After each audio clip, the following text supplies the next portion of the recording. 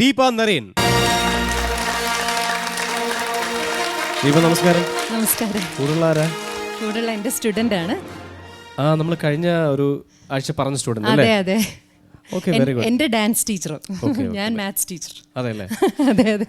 നമസ്കാരം. ഹലോ, നമസ്കാരം. ഇതൊരു ബാർട്ടർ സിസ്റ്റം ആണോ? അങ്ങോട്ടും നീ എന്നെ ഡാൻസ് പഠിപ്പിച്ചാൽ ഞാൻ നിന്നെ കണക്ക് പഠിപ്പിക്കാം. മ്യൂച്വൽ അണ്ടർസ്റ്റാൻഡിംഗ് ആണ്. Very good. കഴിഞ്ഞ പ്രാവശ്യം സ്റ്റുഡന്റ് പറഞ്ഞല്ലോ എന്റെ അമ്മയെ പോലെ തന്നെയാണ്.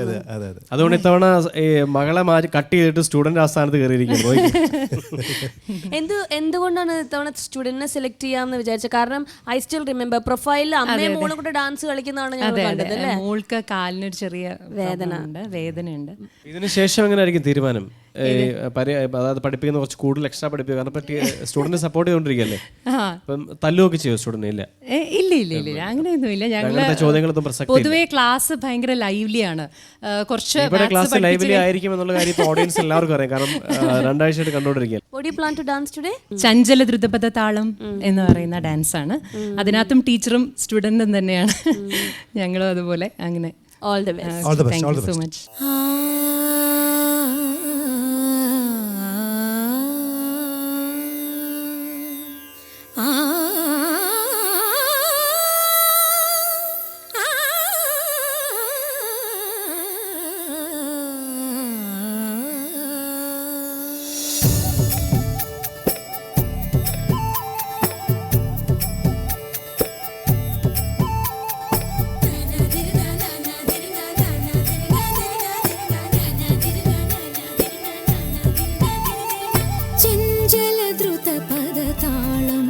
സുകൃതതാളം